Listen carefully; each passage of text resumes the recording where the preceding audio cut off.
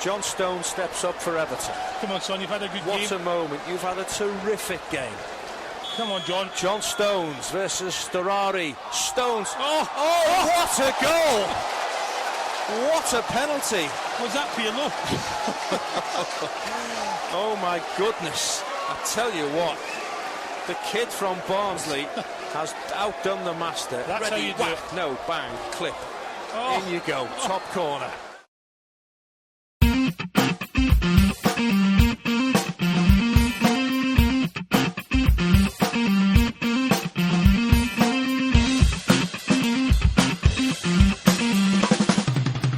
Not bitter, just better. The all-new Everton podcast.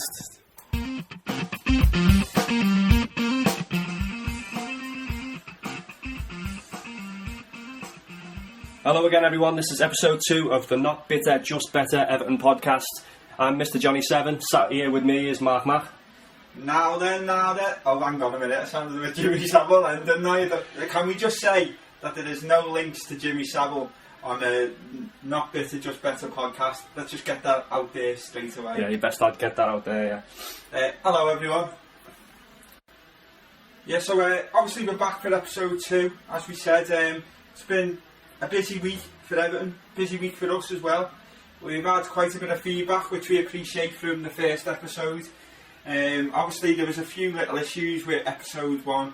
The sound quality wasn't the best. Hopefully we're going to iron that out this week. And apart from that, feedback's mostly been good, so hopefully we can improve on last week and get a few more listens. Yeah, no scripts this week as well. Throw away the scripts and less robotic sound, hopefully, yeah. Trying to. The good news is we're on iTunes now, so you should be able to find us a bit more easily as well for anyone who wants to subscribe to the podcast. We're still there on Facebook and Twitter. Facebook seems to be going from strength to strength. Piling on the likes now. Yeah, those links, facebook.com/notbitterjustbetterefc, and on Twitter is justbetterefc. We're also on Podbean, which is powering the iTunes link. You can find us in the iTunes store if you search for Not Bitter, Just Better podcast. But it's actually hosted on Podbean, so it's notbitterjustbetter.podbean.com.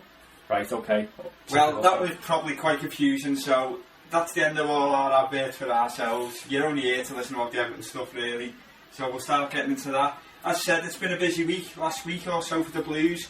Obviously there's been a couple of friendlies going on. We've had the Blackburn game last weekend, and then the squad have jetted off to sunny San Francisco to start the American tour, which started with the Juventus game last night. I think, should we do it in order, shall we? Yeah, let's start off with Blackburn at the weekend. That'll be a good start. Well, obviously Blackburn last week over at Ewood Park, 3-1 win for the Blues. Probably the main talking point I would have thought would be 2 goals from Jelavic. Yeah, definitely. Jelavic looks sharp. A couple of the players look sharp, but definitely good to see Jelavic. The first goal especially, great header. Obviously, it's only Blackburn, but you know you can only beat what's in front of you. I know it's only a friendly, but 2 goals, you got to be happy with that. Yeah, I mean, as you said, that first header looked like, Jelavic, when he was scoring for fun, he rose like a salmon on that back post, I think was the term I used the other day. Cracking finish. As you say, it's only Blackburn, but you can only beat what's put in front of you, can't you? Yeah, I mean, a couple of sour points on that. Robles, was he at fault? He didn't look too convincing to me, really, but, people have an off day, don't they? I mean, for instance, I thought Stones looked quite shaky against Blackburn. Yeah, me too, yeah, definitely. But then, we know what he did last night, so... See, people are going to... At pre-season, you're having it for maybe you've got to take on a game-by-game basis, I think. Yeah, also, back to Robles, one of the big criticisms of Howard over the years has been his distribution, whereas Robles, when he got the ball passed back to him, he looked quite assured on it, little short passes rather than just, full head of steam, booting it into the stand kind of thing, which is what Howard has been doing for 8 years while he's been with us. But obviously, first and foremost, you want him to be able to catch the ball, and not exactly covered himself in glory with that. But 3-1 pre-season, nice little run out. Yeah, I mean, we got to see Kone in the first half as well. Now, I know there's, speaking to a few Evertonians this week, they said they weren't too impressed by his performance.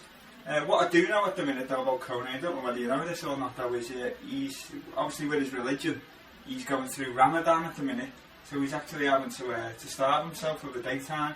He has to fast daylight hours, so he's obviously not going to be up to the fitness and the performance levels of the rest of the players at the moment, so that's probably impacted on his performance. Well, we haven't seen him that much at the moment. I didn't know that.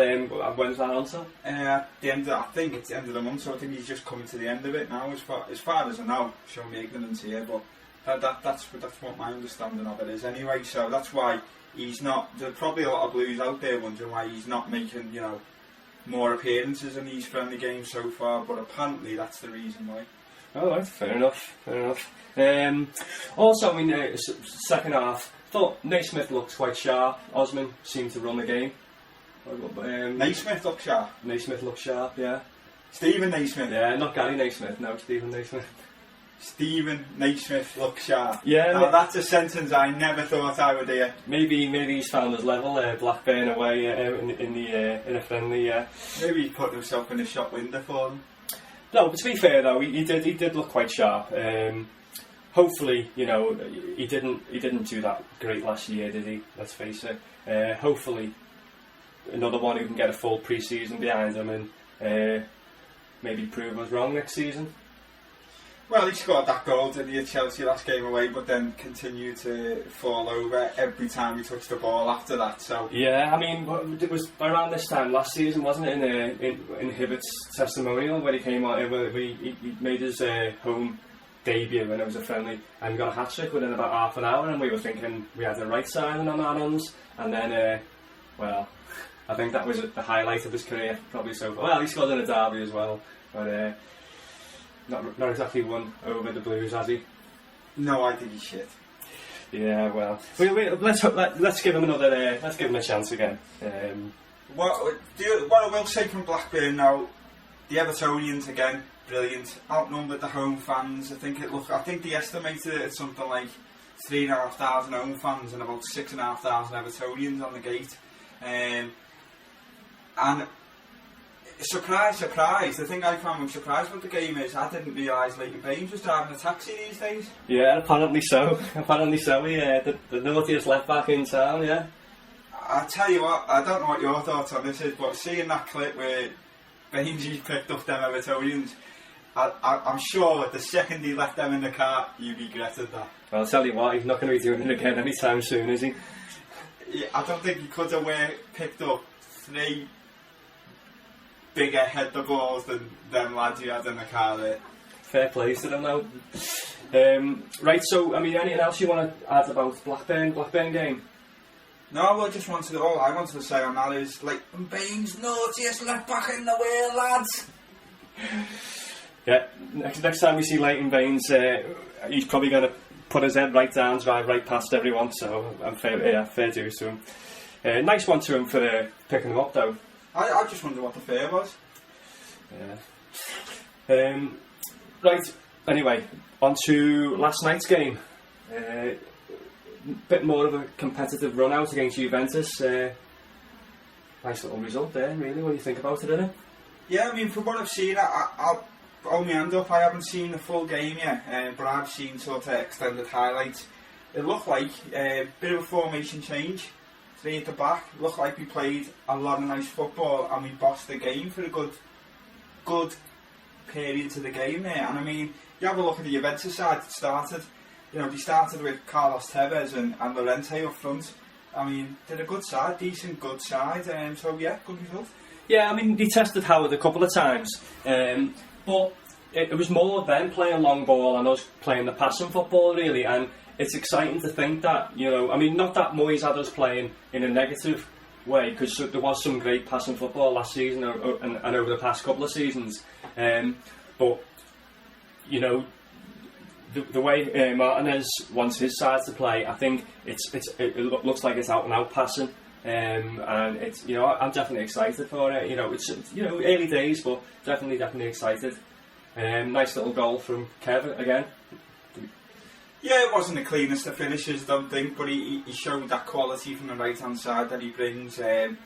You know, he's a bit of a bastard for cutting inside, isn't he, and taking players on, and he's done that again, cutting inside on the edge of the box there, and, you know, I think the keeper probably should have saved it in all fairness. Well, you look at it, look, his past couple of goals, really, I mean, not counting the deflected one against Blackburn, when he gets in that one-on-one situation, you look like you're going to fancy him every time. He's just very direct, straight, knows where he wants to go, and it looks like 9 out of 10 times he's probably going to get there and get a shot off. Yeah, I mean, he's an exciting player. I mean, my problem with Morales at the moment is I don't think he's shown... He's obviously had his injury problems, but I don't think he's shown consistency yet for Everton. But he is one of those players who every time you get the ball, you'd expect a little bit of magic from him. And you know, every team needs one of them players, I think. And he's our one. He's Everton's player at the minute that can turn a game on his own. Hopefully Gerrard on the bench. Steven Gerrard. Not Steven Gerrard, don't be daft. The kid from Barca on the bench to push him, who we discussed last week, and we still can't say his name. But you know, that's not many teams can take it to Juve. Again, you know, friendly, but we beat them, you know, on penalties. And let's start with the penalties. Ozzy, of course, you know, could maybe be at fault for their goal. Would you say? Possibly, yeah. Yeah, you should have had a little bit more of awareness, and the penalty wasn't the best. Nice height for the goalie. The other penalties looked very, very strong, really, very confident. Howard was unlucky, went the right way on a number of them, fingertip away. But then, of course, Rob stepped John Stones. Stepped Stones with a big set of stones on him, and I must admit, when I seen him stepping up for that penalty, he must be 9 stone wet through. You know, he does look young, doesn't he? And I thought, he's going to miss this. And was I wrong? Yeah, and you could say he out-Pirlo'd Pirlo, really, didn't he? And he upset the Juve goalkeeper so very slightly as well. Yeah, he did. Well, he wanted to murder him after that match, didn't he? I fully expect John Stones this morning to have woke up next to a horse's head. And that horse with some concrete boots at the bottom of the Mersey. Well, he's in San Francisco, so that might have been a bit difficult. Well, you know. Maybe out to Alcatraz or something. Thrown off the Alcatraz ferry. But yeah, I mean, what a penalty. I mean, it takes some stones to do that, as we said today on the Facebook page. The lad's obviously got a bit of bottle about him. And apart from that, he was probably man of the match as well. He was one great last-ditch sliding tackle. And he hit the post as well. And he hit the post, yeah. Could have had a goal during 90 minutes as well. So, turning our opinions like in one game, really. So it didn't look great against Blackburn, but then just came on. Maybe that right centre back of 3 is a better position for him. What did you think then of the 3 at the back? Yeah, this time looks solid again. Jags, well, it's just Jags, normal Jags type performance. Warren Barton on commentary absolutely baffled me with his analysis of Leighton Baines being a left wing back, saying that he's more of a holding type of fullback rather than up and down the pitch. I don't know who he's been watching for the last 10 years, but. Warren Barton said that Leighton Baines can't get up and down the pitch. Well, yeah, that's what he said. Yeah. Are you joking? Yeah. Well, go back and have a listen. I don't know what he's been smoking over there, but it's just it had me in stitches. That did, to be honest. Didn't he used to play wing back, Warren Barton? Yeah, you'd have thought, being a wing back himself over the years, he'd be able to recognise the attributes of what England's finest, arguably. He also the world's finest fullback. Let's have it right. The world's finest fullback. He also there were another couple of things that he said about. He tried to make out that Baines was a bit of a big fish in a small pond at Everton, and maybe if he'd have gone elsewhere, Everton's a better left back, so he wouldn't get in at Man U, and Ashley Cole's far better, so he wouldn't get in at Chelsea. But does Everton and Ashley Cole moonlight as a taxi driver? No, they don't. They don't pick up Kirby Scallies, do they? So, and they don't carry the guitar on away trips. Multi-talented as our Leighton. But he also said about Fellaini. Do we think that Fellaini could step up and move to a bigger club, and whether he could start at a team like United or Chelsea? Well, this is Warren Barton again. This is Warren Barton, super analyst. I take it this is why you can only get a job in America. Yeah, Sky Sports aren't going to come calling anytime soon. I think over on Fox Sports talking about soccer is about the highest you can get at the moment. Well, just on the off chance, and this is a long shot, that you're listening to us at the minute, Warren Barton, shut up, dickhead. Yeah. Yeah, so as you say, it's been a busy old week for the Blues with the friendly games, and obviously the other side of the coin's been that what you get at this time of year every year, all the transfer gossip and rumours and being linked with various players, different player every day it seems at the moment. Obviously the new manager probably wants to bring in some new faces and put his stamp on the squad, so we seem to be getting linked with every Tom, Dick and Harry at the moment. One of the links that's been heavily touted this week was a lad who played for Juventus last night, the striker Alessandro Macci. Again, I can't say I know a lot about him. The best attributes I can see at the moment is Mrs., who is stunning. But I don't know, do we need another striker? Well, it depends what his, as we talked about Jelavic last week, depends what his plan is for Jelavic, whether he's done enough to impress him so far. He took his penalty away in the penalty shootout. Other than that, no, I know bugger all about him, to be honest. Yeah, I mean, he looked the part last night. He looks like an Italian player, doesn't he? You know, yeah, very Italian. Good looking boy. That's probably how he's got that beard of his. But yeah, I mean, I say, I don't know, really. 15 million, I don't think we're going to spend 15 million on a striker. I can't see it. No, I can't see us spending 15 million on a striker. I mean, 15 million on McCarthy. It just absolutely baffles me how we can even be considering 15 million for McCarthy or 15 million for Matchley. But, you know, we'll see. I think clearly if we're looking at spending those amounts of money, it means, you know, Baines or Fellaini are going to go on, because we're going to need a big sale to fund any deals. I would have thought around the 15. Well, I saw somebody, I mean, this was like a bit of a topic of debate where this money was coming from, and somebody said that this is the money that was put aside for the ground move a couple of seasons ago, so there is money in the pot without having to sell. But yeah, I mean, I wouldn't take that as gospel, to be honest. That's be up for debate. That I'm glad this clause for Fellaini's ran out yesterday. So you know, if he goes, I'd imagine it would be for more than the 23.5 million. But who knows? Moyes might, you know, come in with a little sly 20 million or 18 million bid, thinking that we'll have it.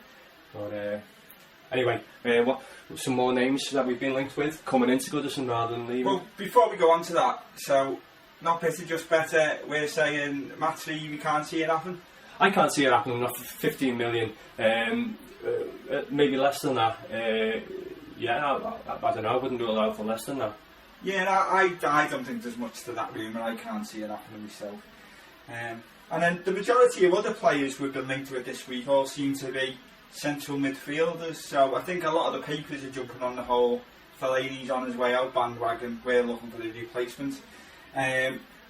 Clearly the club have listened to the first Not Bitter, Just Better podcast, and they've gone out, they've scoured South America and found a player whose first name is Gary, so a name we can say after we asked them to last week. We've been linked with Gary the Pitbull Medal. Is that his proper name, the Pitbull? That's his middle name, apparently. Does he play like that as well? That's a bit of a coincidence. Apparently how he plays is, he chases the ball, gets it in his mouth, bursts it, and then runs off. That's what you need, a bit of bite in midfield. Apparently he's a Chilean international. Okay. Currently plays for Seville in Spain. Don't know anything else. Again, yeah, neither do I. Let's see if he signs and then look him up. But we're liking your name, Gary, so I'm giving this deal a thumbs up just based on his name's Gary. Yeah, I mean, we possibly maybe lacking a bit of bite in midfield, so like a bit of an enforcer type. Well, I'd say definitely lacking a bit of bite in midfield. If you look at the players at the moment, you've got Pienaar and Osman, and possibly Naismith to come in. It's not exactly the dogs of war, is it? So, yeah, I mean that sounds, from reputation alone, that sounds like it could be an interesting one. So yeah, and the fee being touted there is 5-6 million, around that sort of figure. So I mean, if them sorts of figures, you don't mind a bit of a risk, do you? No, that's if he's over in Seville and not coming straight from South America, then he's established in European football, and it could be less of a risk, let's say. Also, some names that I saw on a couple of websites yesterday that I just want to get. We won't go into these in too much detail, but I just want to get your initial reaction from them. Go on. All central midfielders. There's probably the one I think is the most reasonable shout is Mohamed Diarmi from West Ham, ex-Wigan, so knows Martinez. Or Martinez knows him. I mean, I thought Diarmi had a good season for West Ham last year. I thought he looked a decent player, and we were linked with him back in January. I can't say he impressed me, to be honest. I thought he was cat. Do you know what? I quite like him as a player. So, and as we know, Martinez seems to have a bit of a fondness for some of his ex-players. So, yeah, I mean, what's he? He didn't. If he's gone from Wigan to West Ham, why aren't other clubs coming in for him? Well, his name's being touted around for a few clubs now, but again, I think probably if we went to go for the fee, it'd be through the roof. Sam Allardyce is no mug, is he? Let's face it, and he's probably going to want good money for him, I would have thought. Yeah, if they're talking silly money, then I'd say thumbs down on that one. Right, okay. Other names we were linked to it yesterday was Anderson from Man United. Well, yeah, he's done it off and on for Man U over the last years, and bit part players in Man U can generally go to other clubs and can perform well. Well, look at Darren Gibson. Yeah, Gibson, exactly. Phil Neville. Phil Neville, yeah. Jesper Blomqvist. Yeah, maybe not. John O'Kane, maybe not. But yeah, we'll see on that one. I can't see that happening, can you? Anderson. I really don't like Anderson. He strikes me as possibly being one of the thickest men on the planet. He's always acting like an idiot. He's a bit of a headless chicken. I don't fancy Anderson. I must admit, I don't fancy Anderson. Yeah, I can't say I fancy that one, to be honest. Well, I mean, if it did come off though, I mean, I wouldn't be totally against it, but I wouldn't say try and pursue it. I mean, what sort of money are you looking at there for Anderson? Again, I think it was about between 6 and 8 million. Yeah, it's a bit of a fee on. We're not a million miles away from Man U, are we? And I don't know. I don't know about that one. The other one that made me nearly choke on my dinner last night was Momo Sissoko, ex-Liverpool, ex-Juventus, a one-eyed wonder who Liverpool let go after he went blind in one eye. The lad who we paid for to come over the day he signed for Liverpool, and then he went and spoke to Liverpool behind our back. Yeah, he only stabbed us in the back, so no chance. Before we move on there, I don't know whether you got this name on your list, but it was on one of these Everton gossip transfer feeds last week about Paul Scharner. Paul Scharner, Roberto Martinez came in to try and take him to Goodison before he moved off to was it Hamburg he went to on a free at the end of the season. I think he just took one look at the backline staff and saw Dunk there again and shit himself, to be honest. So, well, I mean, as long as he's out the country and not playing for another Premiership club to score past us, yeah. And I just hope we don't get Hamburg once we qualify for Europe next season, because it's a certain for him to score. Yeah, and obviously there's been a few other names touted about, the likes of Scott Sinclair and a few others. Sinclair, I think, would be worth a punt. Yeah, I mean, there's been talk about him and Nathan Dyer, I think, but Nathan Dyer is probably going to stay at Swansea. I think he'd be looking at a fair whack to pay out for him. To be honest, probably looking at about 10 million. I'd have thought. Yeah, Scott Sinclair's going nowhere except for Man City's bench at the minute, so. Well, he's not even getting on the bench most times. No, Rodwell's getting on the bench before him. I think it's a frustrating time for him, because he was linked with us before he went to City, and I think it would have been a better option for him in retrospect, and it'd be a good option for him now if it comes up. But and he's just been jibbed by that Helen Flanagan bird, so he's not having the best of times at the minute. Unlucky son. But the kid of bear, he's probably better off without it. And then obviously, we've saved this name to the last because I think it's probably going to be a talking point. The big Everton-related transfer news of the week was a certain Mr. Barton has been touting himself to Everton Football. Touting himself to Everton Football Club. He's put it out there in the media, which surprises me because he doesn't usually like to be in the media. He normally keeps his phone to himself, doesn't he? And tends to steer clear of Twitter and all that, doesn't he? Yeah, he's quite a quiet, reserved lad from what I know of him. He's been out there, obviously on Twitter, in the papers, telling everyone that he'll take a pay cut, he'll swim the English Channel, he'll do whatever it takes to come and play for Everton. Very nice of him. I'd take a pay cut to play for Everton as well, to be honest. I'd probably pay them, to be fair, but at the end of the day, I mean, what's your thoughts on it? Did you fancy Joey? Or? No, I mean, this is when we've been discussing this on Facebook and Twitter, and amongst ourselves for the last 24 hours or so, and it's opinion seems to be split. Not really. I mean, about more like 90-10. Would you say the 90% of people saying that they wouldn't touch him with a barge pole, and 10%. Well, I mean, this is very controversial. But 10% of them compare them to the likes of Duncan Ferguson and saying that he could be a bit of a hero to us. My own opinion, I think that he is too much of a risk. If he moves back to Liverpool, and all that trouble he's had over the years is just going to rear its head again. He can't exactly stay away from trouble. Always in trouble. So I think it's too much of a risk. Saying that though, if he did sign, I'd be behind him 100%. How about you?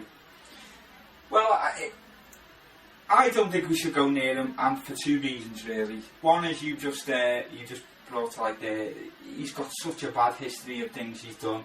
There's been the incident where he stubbed out the cigar in the Man City youth team player's eye. The time he kicked Darbo in the face and basically assaulted him on the pitch. There's been a time where he's slapped the Evertonian on the pre-season tour. There's showing his ass to the Gladys Street. There's the list of Joey Barton's misdemeanours just goes on and on and on. That's all well documented. We all know that. I also don't think he's good enough at the moment to play for Everton Football Club. I mean, I'm racking my brains trying to think the last time he was decent. He was a top level player, and you're probably looking at Newcastle 3 or 4 seasons ago when he struck up that partnership with Kevin Nolan and. The same thing with Andy Carroll up front, I think, at that time, and the three of them sort of played off each other. But I can't see it. I don't see it being a risk worth taking. Who's he going to get in the Everton side ahead of? Well, we had this started to have this discussion before, and personally, on a playing side, I think he's a good player. He's not up there with the likes of shit out across the park, DJ Batter, Steven Gerrard, or Lampard over the years, which is what his arguments were. He was saying he should have been in the England team above them two, but I think he's a little bit below them two. But I think he could possibly be better than maybe the likes of Leon Osman in our team. Not saying that Osman's a bad player at all, because I'm a big fan of his. But I do rate Barton as a footballer. So you honestly think Joey Barton is better than Leon Osman? Yes, I do. Are you on crack? Not as much as Joey Barton is by the looks of things. I think, maybe a few years ago you could have argued that, but I think Leon Osman is twice the footballer Joey Barton is. I think Big Nev, obviously, he's come out and made some comments about Barton yesterday on TalkSport, saying that, he didn't really see what Barton would bring to Everton. He said that he's a fit player, he can get up and down the pitch, he's got a good engine, and compared them to Forrest Gump. But, I tend to agree with Big Nev. He'll put himself about, but I don't think he really gives you much more than that. I mean, what's his best position? Straight up centre, isn't it? Maybe he's bit better going forward than he is defending, but centre just right in the middle, would you say?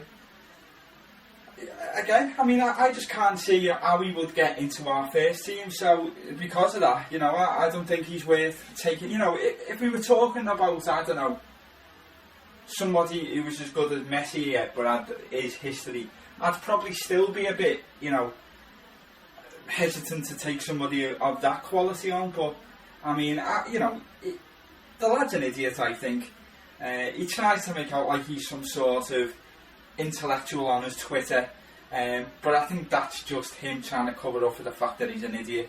I don't want him anywhere near my club, to be honest. And I understand he's a blue. I like some of the things he's saying as with regards to I'll take a pay cut, once a blue, always a blue. They're the right things to say, but he's switched on enough to know they're the right things to say. So, Joey, thanks for being an Evertonian son, but do us a favour, just as I said on Twitter the other day, save your return to Goodison for when you buy a season ticket for when you're retired. I don't want you in the squad, and hopefully Roberto Martinez will be of the same mind. Yeah, I mean, it's pure speculation and rumour at the moment, isn't it? It's him coming out, with that statement on Twitter, his agent touting him, not Everton haven't come in for him at all, so I can't see it happening. And like I've earlier said before, whilst I've said that I think he's maybe a better player than Osman, I don't think we should sign him. But if we did, I'd back him. I'd back anyone we signed. So basically, what we've learned from that is we don't want to sign anyone. We'll sit here and we'll moan all day saying, I wish we had new players. But we don't want to sign anyone. Unless it's Messi. We've realised we probably sign Messi even if he acted like a dickhead. But anyone else, we don't want them. Yeah, Messi. If Messi signs, he could pull his pants down to. I mean, that sounds wrong, but he could. We're getting back into Jimmy Savile territory. Yeah. Let's not go there. But yeah, I think we've done well to steer clear from the front pages of the papers over the past couple of seasons, and the shouter shit across the park. They're making all the headlines for the wrong type of reasons, and it's hilarious watching that. And we don't really want to be that kind of club. With the People's Club, we're proud that we've got a great heritage and we handle ourselves with class, and that might not be the case if Joey signed on. So.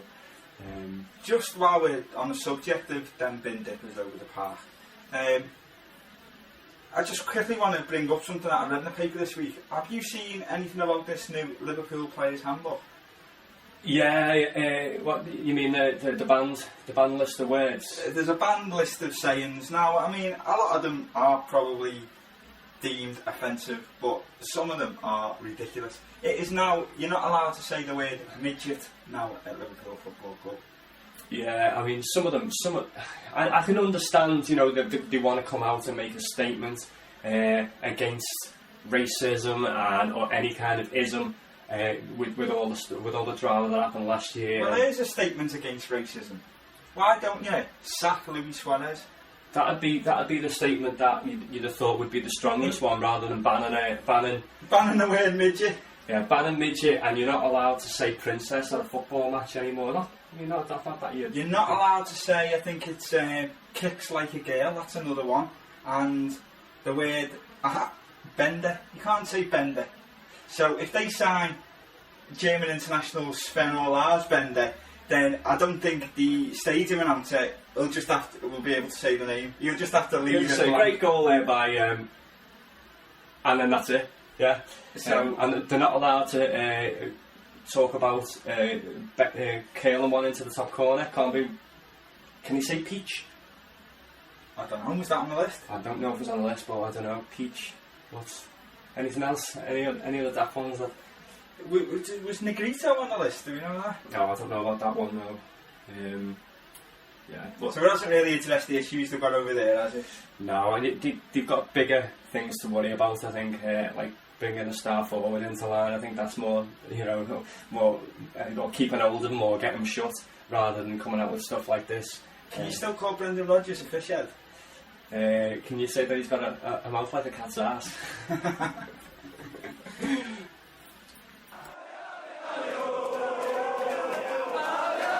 Or get them shut rather than coming out with stuff like this.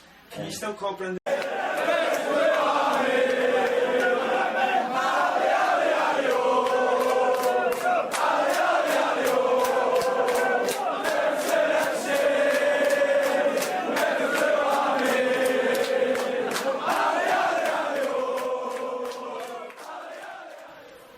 So that was the Everton fans at Blackburn from the weekend, in great voice as usual. Yeah, what we want to do now is just, to anyone looking to go to away games this season, we just wanted to give a shout out to a bit of coach travel deals with since1878.co.uk. We mentioned this last week. Paul Cronin, our mate, he runs coaches to all the away games and has got a couple lined up for the Norwich and Cardiff games so far. If you're looking to travel on these coaches, which they're always good, decent coaches with good, decent lads on, no hassle, no messing about, couple of pick-up points around Liverpool, get you to the game in good time, so you can have a drink and everything, chilled out before the match. If you're interested in going on a coach, either contact ourselves on the Facebook page, which is www.facebook.com EFC, not bitter, just better. That actually sounded quite professional then. Our Paul's website, which is since1878.co.uk. He's also on Twitter, since1878.co.uk. Or you can tweet us as well at Just Better EFC. Yeah, you've got to learn to be able to say the Twitter handle before you can tweet it, so John sacked from now on. So, apart from that, coming into the second part of the podcast now really, we wanted a couple of stories that have caught our eye over the last day or so. I mean, I've just been having a look at a story there which we posted to the Facebook page, and it's a bit of a sad story really. An ex-Everton player who's fell on hard times. It appears that Kenny Sansom, who played for us for a short stint, he's probably better known in general terms as, a great servant to Arsenal Football Club. And England too. And a great England international. Yeah. I believe he's the second highest capped full-back for England. After Ashley Cole, yeah. After Ashley Cole. And reading the story, it looks like, since his football career's ended, he's tried his hand at a few things, punditry or whatever, and it hasn't worked out for him. And he sort of fell into that downward spiral. He's at the bottle. He's got a bit of a gambling problem, and it looks like he's currently living on the streets, homeless and alcoholic. On a park bench somewhere, unfortunately.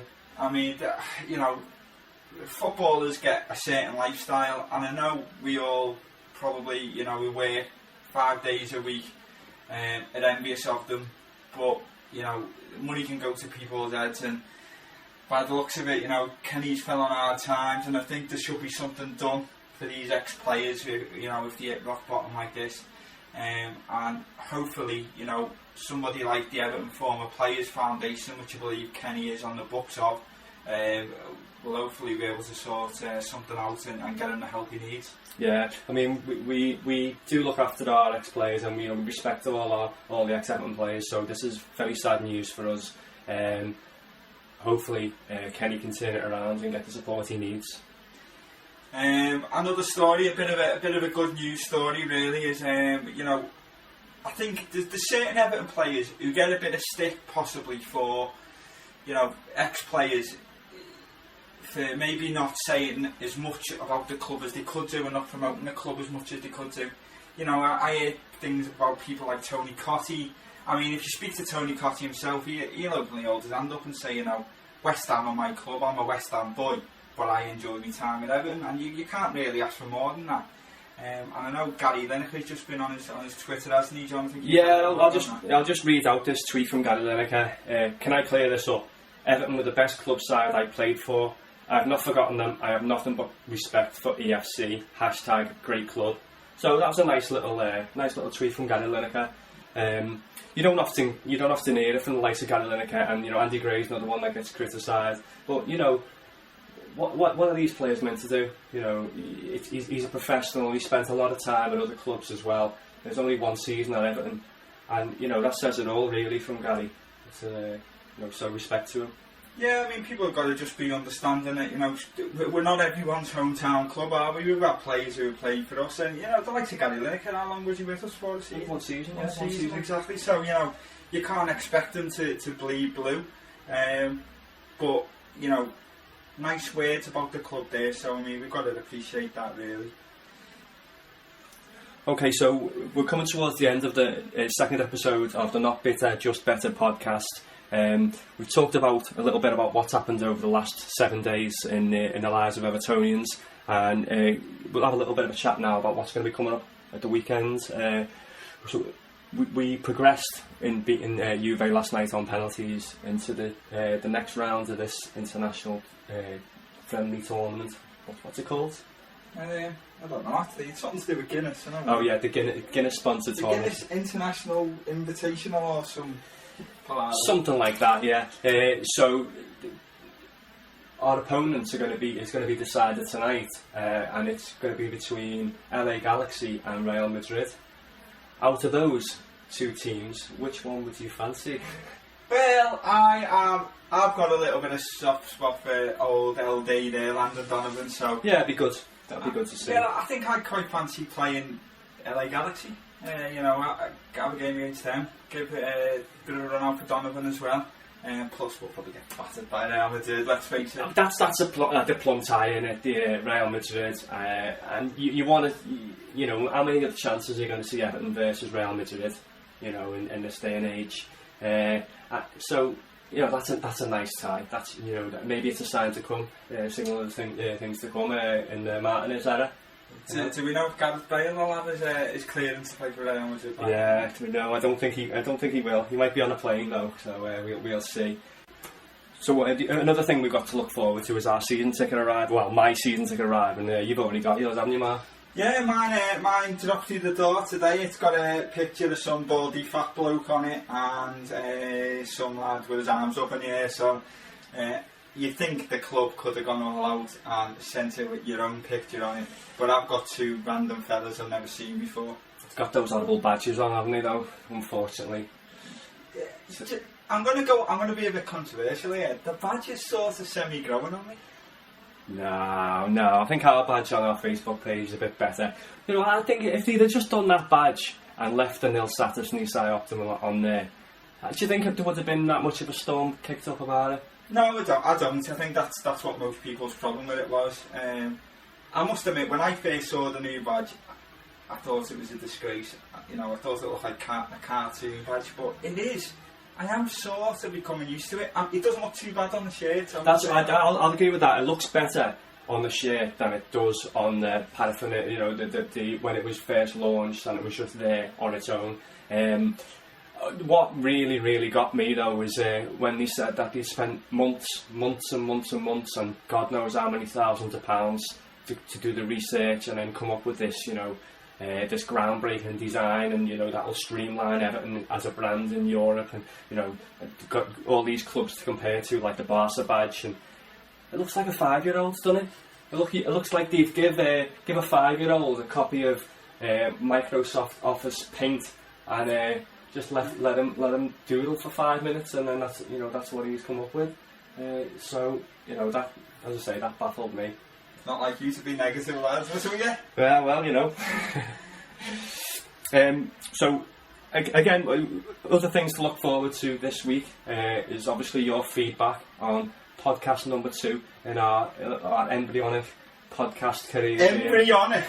Did you Embryonic? really just say embryonic? Well, it's What does that mean? I don't even know what that means. It's something to do with being near the beginning, I think. I don't know. Hopefully it is, because if it isn't, then it doesn't make any sense, does it? Yeah, in real terms, what that means is just send us a message on Facebook and tell us what you think of the podcast. Yeah, keep spreading the word for us. We're having good feedback. I don't mean like it's all positive, but good feedback as in a lot of constructive feedback for us, about volume, the fact that we spoke like, or me mainly, spoke like robots last week.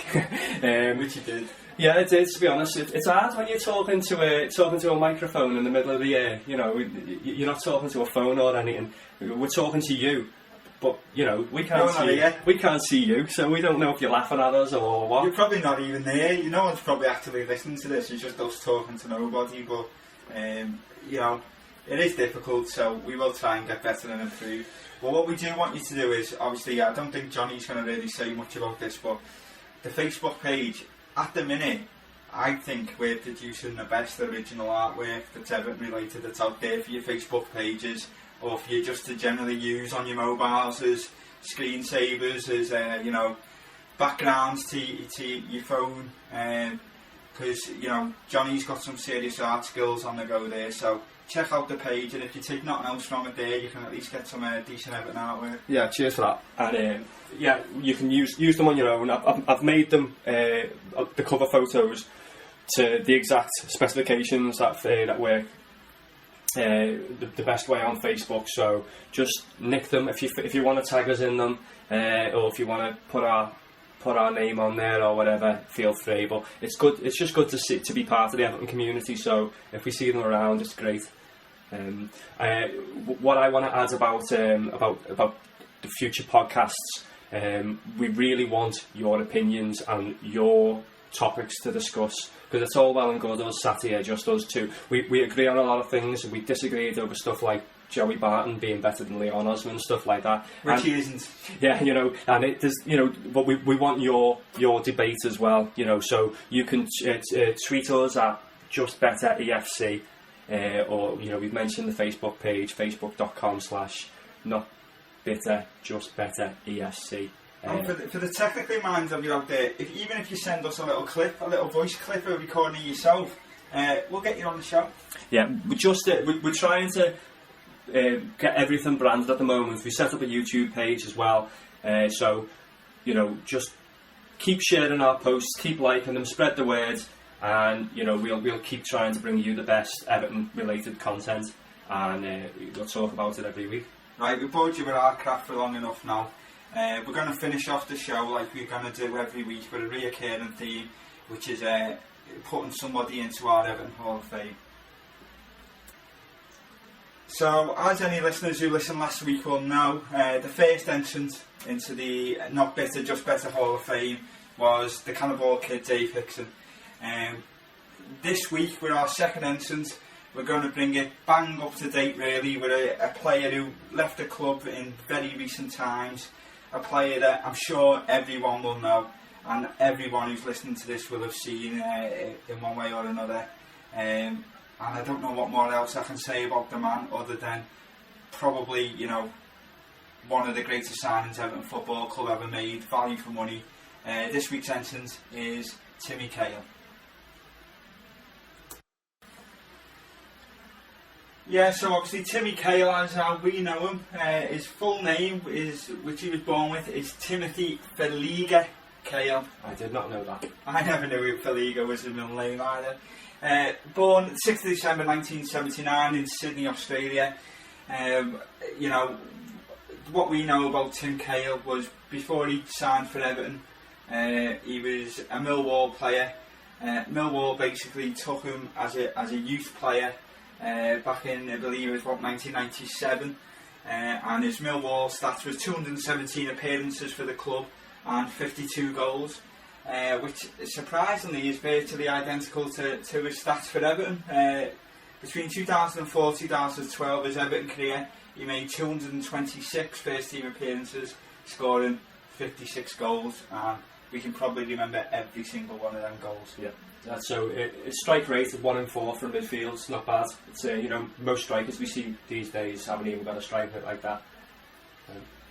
I mean, that's it. I mean, I can. How many times can we remember Tim Cahill scoring, a vital goal for us when we needed it?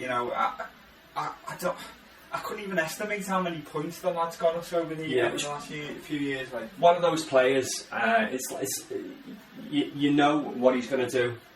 You know that he's going to come late into the box and rise above everyone, but he just does it anyway. There was not people to do it. The biggest centre halves. He was only 5'10". Centre halves 6'5", and he'd still get those headers, and he'd go in where it hurts as well. Do you want to talk about memories of Tim? Yeah, well, I mean, I just want to go back. I mean, I said before about it being value for money. I mean, there's various reports on how much he actually cost Everton, but it's widely regarded to be between, I don't know, 1.5, 2.5 million, somewhere in between that with the add-ons. I mean, for the amount of goals he scored for us, 2 million, it was an absolute steal. And I think at the time we bought him, the only other club in for him, from what I can remember, I think Crystal Palace or someone were in for him at the same time. Yeah, that how people could say it was a risk, even at that amount of money at that time. Even at that time, 8, 9 years ago, there were players going for 10, 15 million there anyway. And I'm sure Liverpool, they signed they seem to sign a player for 11 million every other week, and flog them for 2 million the week after. And we got Tim Cahill for $1.5 million. That's just a great bit of business. But David Moyes, that was what we loved about David Moyes. He used to take a chance on players from the Championship, First Division or whatever it was at the time, and he would take a risk on these players and give them a chance. And I think Tim Cahill was probably his best ever signing. I'd go with that, yeah, definitely. Just value for money is the impact he had on the club. And there was talk this week. He said he'd be open to possibly to a loan move, and I would too. It says it all. The last game of last season, the last home game of last season, where Phil Neville was leaving. We knew Moyes was on his way out, and Tim Cahill still got the biggest ovation because the appreciation the fans have for him, and we never really got to say a proper goodbye to him. So that was a really nice heartfelt move by the club, and pretty emotional as well, wasn't it? Yeah. And I know there'll be red shite out there. There'll be red shite saying, he was a yard dog, or what did he ever win? He never won anything, did he? But I'll tell you something. He was one player who absolutely scared the living daylights out of Liverpool Football Club. Yeah, just like Duncan Ferguson did in his heyday. I mean, Tim Cahill, one of the only Everton players to score 3 goals in Anfield in 3 separate games, I think. Yeah. He was one of them players who he was always up for a battle, he was always up for a fight, and he revelled in derby atmospheres where a lot of our players over the years have rolled over in them situations. I think, we having a little bit of a think about our best memories, and I'm pretty sure that I saw him once try and go in for a sliding tackle with his head on the floor. I think John Terry did it for Chelsea a couple of seasons ago, and everyone was saying about captain fantastic. Cahill wasn't our captain, but he played like a leader every time he went on the pitch, and he put his head in where it hurts. How many other players could you say would do that? And the thing was that the lad had other parts of his game as well. I mean, back in 2006, probably a lot of people don't remember this, but Cahill was on the shortlist for the 50-man shortlist for the Ballon d'Or, best player in Europe, and you don't get nominated for that for no reason. You've got to be up there with the best players throughout the leagues in Europe. So I say, he may not have won us any trophies, but through some years there, he virtually carried the club on his own. I would go as far as saying for a few seasons. And because of that, there's always going to be a place in my heart, at least for Timmy Cahill. and I'm sure that goes the same for a lot of Evertonians. I loved that season when the season after we finished fourth, and Sky Sports News, do the top players from each team, and you had your Lampard. I can't remember who it was from Man U at the time, but I think Arsenal had Fabregas on there, and Chelsea had Lampard, and Tim Cahill was up there, and it was right to see him up there. He was amongst those top draw players in the Premier League, and it was great seeing him there. Do you know what my memory of him is? And this is a bit of a bizarre one, but I think this sums him up really. We said before about players like Gary Lineker, Tony Cottee, ex-players who respect the club but they don't bleed blue. Now I think Tim Cahill bleeds blue. Yeah, I'd go with that. And you only have to look. The last game he played at Goodison, we were against Newcastle. We were there. We were at the game. No, we hadn't been we were at the game, and there could have been no more fitting end to Tim Cahill's Everton career. Really, he gets sent off after the final whistle. What was it? Was it Cabaye tried to bully a ball boy and Cahill was having none of it? Cahill's not having that. Yeah, he's not having that. You're not bullying a ball boy at Goodison with Tim Cahill around because he was Mr. Everton. Yeah. And he would have probably done the same for anyone at the club. And to be honest, Johan Cabaye, you don't want to mess with Tim Cahill, lad. No, I wouldn't go there, Johan. No. Right, he's probably the hardest man at the club there for a while. And we've all seen how he punches them corner flags. Wouldn't want to be on the end of one of them right hooks. Yeah, so I mean, he played last night apparently in the MLS game, so it'll be worth checking that out. But as for now, second inductee into Not Bitter, Just Better Hall of Fame, Tim Cahill. Get yourself in there, Timmy, get a shirt on. Okay, so we're going to wind down now. As we've said before on the show, just get in touch with us. It'd be great to have your feedback and discuss whatever you'd like to talk about on the next few weeks. And we can't wait for the season to start. That's why we started this thing. We're just so excited about the times and Everton at the moment. We want you to be part of what we're doing, because we're part of what you're doing, because we're just discussing what everyone else is discussing, really. We're not claiming to be experts, we're just discussing like the fans do. Right, we'll go out with a little piece of Everton related music I think this week, just to finish us off, just to round us up. And if you keep listening after the music, you might just get a little added extra.